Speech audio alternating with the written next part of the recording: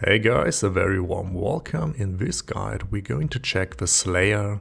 And the current epic, it's very different to its beginning, because in the beginning the Asura, the Strider, the Assassin, it was very squishy and was dealing a ton of damage.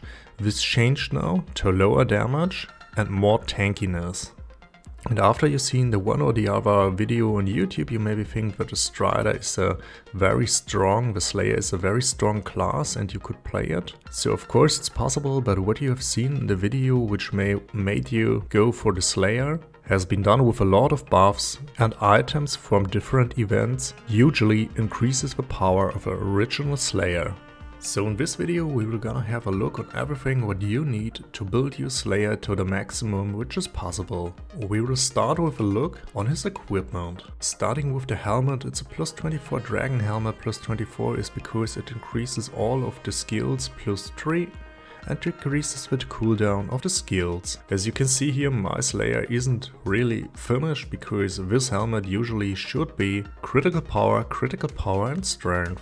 As well, the armor, it should be a plus 25 armor, which adds a huge amount on defense, and you should fill it with some of those. Looking for the gloves, you should aim for a plus 25 and then re-awake it, because it will add some great bonuses which will help you. Regarding the stones as well, you will need critical power and strength. As well, the boots should get the maximum and then get the stones which are strength, critical power and critical power. Regarding the random effects, you will need something like critical power and in the best case maximum HP. So the critical power of 11% is the maximum and you should try to get as close to there as any possible. The gloves can have a maximum of 11% critical power as well. The boots are the most easiest to get because you won't need critical power. At the moment I still got the wrong boots because I've got perfect block and I don't need perfect block. So I will try to change this one. But the most important 2 points here are the movement speed and the evasion, while being the evasion the most valuable. All of these items are going with the skill phase blades. Going for the swords, at the moment I've got the one with the random effect strength and intelligence. As well it goes for magic attack, P attack, accuracy, which is very nice, maximum MP, which you don't really need, and a critical power of the maximum 30%. The second sword looks like this. It got the strength and intelligence as well, magic attack, P attack, some accuracy, MP recovery, which you obviously don't need, and the critical power of the maximum point, which is 30%. The emblem as well goes for the awakening for critical power, tries to get a random effect on 11% critical power, and you should try to get agility and strength on this one. I couldn't find one like this, so I'm still going with the other one. The lava helmet, lava armor, lava cloak, advanced lava wings, boots, gloves, and as well the one-handed lava swords. As well I'm using the lava mask and the best cloak which I can find. Way more interesting than the lava deco now is the accessoires area. Depending on the race which you're fighting, at the moment I'm on anti-devil, anti-demons. I'm trying to get the most awakened bonus on the critical power and adding strength for my sky status. The necklaces are the same, so the same attribute for the sky bonus, and trying to get as much critical power as I can. As well, this one is kinda nice because it's got a critical power of plus 20 and adds some agility as well. Next one goes the same, and if you can I try to add something like accuracy and evasion here, but these are the most perfect things which you could get. The rings of course try to focus on strength, so at the top at the sky bonus it's plus 90 and then the random effects is plus 50. As well I'm trying to get the accuracy to hit all the targets I wanna hit. Going for the critical power and the awakened bonus. The second ring looks almost the same, but I'm not finished here yet with the sky bonus, so I'm still struggling with plus 20 and failed a lot of lucid metals since then. As well it's still got the wrong random effect because as well here I want to have strength and dexterity, but still try to get the most critical power as any possible. The belt should be a very high Yushi belt, because the Yushi belt needs to get a high plus to get the ability to add plus 34% to your equipped boss cards. Speaking about the boss cards, we will check the one which I'm using. At the moment I'm with the Grandmaster's Hectors of Courage, Devil's Skeleton and Devil Reviac.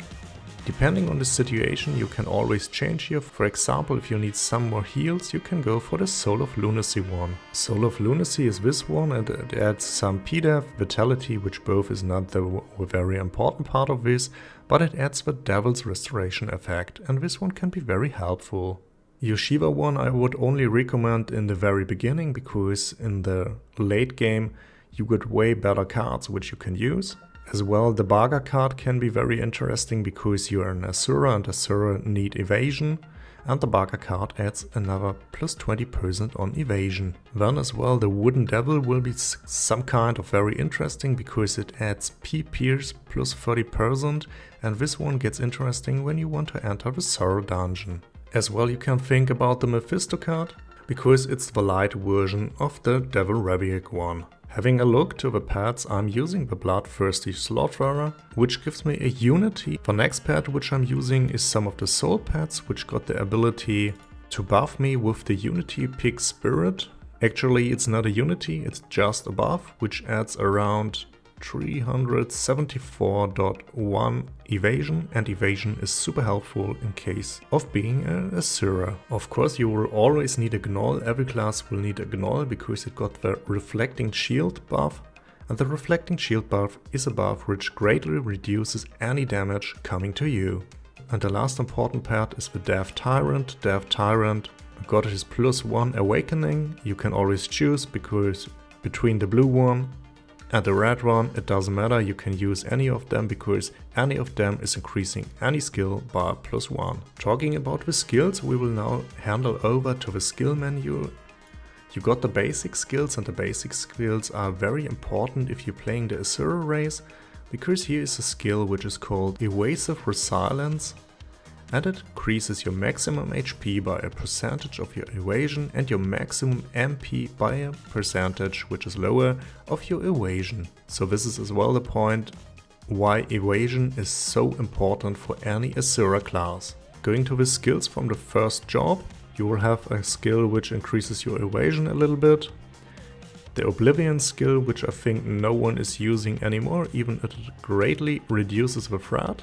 The Bloody Blade, which is important because it will heal you. Just to show this one, Bloody Blade. And look at this heal. Continuing, you will see some of the self buffs. On the one side it's the concentration +10, which adds a little bit of accuracy, and the quick pace, which adds a little bit of move speed. Some more passives, the Sleeping Dust, which is mainly useful for PvP and sometimes useful in PvE if you need to reset the mob and make it sleep. Deep Evasion is one of the basic skills, but it's kinda useful and you should try to use it as often as you can. Assassin Impact is the most important skill of the Slayer, because it adds the possibility, and I will show you this one as well. I'm using a little bit of buff equipment to get a higher level here, but I don't need that much. After casting the Assassin Impact, you will see that the Assassin Impact text says chance of attacking twice in a row with dual swords or twin dirks. 4 hits in total. 105% chance to deal an additional attack when attacking with twin dirks, dual sword weapons. The skill lasts for more than 30 minutes, and the only important thing here is that you need to try to get about 100%, because once you reach 100% you will always make a double hit. Going back to the skills, we will change now to the assassin skills, which got some very cool ones, because I think the most cool skill in the whole game is the Cloak of Shadow. By using it, your character will be hiding and no one else is able to see you. And you got some nice skills for PvE, for controlling mobs, and this Sudden Rush. Just to show you how cool Sudden Rush is, it's one of the points why I love the Slayer so much. Sudden Rush, you can cast Sudden Rush and then be super fast. It increases your move speed by 290, and just to put this in comparison. And the other cool thing is, once the duration of this skill ended, it's already cooled down, so you can use it again, and you can use Sudden Rush all the time, being super fast and reaching your target very fast. Important attack skills is the Apocalypse. and you should try to get a high card for this. Apocalypse is a skill which does not try to react. Just let's click it. And it hits several times, doing great damage and being a very useful skill with a very low cooldown. Continuing with the skills from the Masterclass, you will see some passive, which is one which makes some stacking. The smoke bomb, and smoke bomb is super cool. You can use smoke bomb and it will be a bomb of smoke, adding a debuff and being an AoE area of effect, decreasing the accuracy and the aim accuracy of your targets, which is very helpful because as a Slayer, as a Asura, you got a very high evasion, and if you combine this with the fact that you can reduce the accuracy of your opponent, it will help you not getting hit at any point. Then Face Blades, it's a very important skill which you want to have on all your gear. It increases your P attack, magic attack, P pierce and M pierce. Okay, this skill is super useless. And this skill is a self buff, Phantasm, which is very helpful. You already seen it in the beginning. Phantasm, I can click it and it will increase the normal attack, the accuracy and the critical power. So it added Phantasm B and Phantasm A. The one increases the basic attack by 30% when a melee weapon is equipped, and the other one adds a lot of accuracy and critical power plus 60%. It's super recommended to have a buff set for this one because it can be very helpful. Continuing with the skills, the next one is the Hellstorm, which is another attack, and I will show it to you as well. Pressing Hellstorm makes several attacks, have a very low cooldown, and is a strong skill and a very important area of effect skill from the Slayer. Pact with the Darkness is another buff skill which you can only cast when you got some of the passives active. So mobs need to hit you, you need to dodge, and if you're done this 7 times you can cast Pact with the Darkness and it will increase your maximum HP and evasion again. And maximum HP increases your HP of course, the evasion will increase your evasion and evasion will increase your HP as well. Shadowforge Plating is another buff skill which you would like to have, because it increases your max HP and hate, so you're getting HP, evasion, but on the other side losing P attack and magic attack, which is not that bad because it's not losing that much, so you can try to use it when you need it.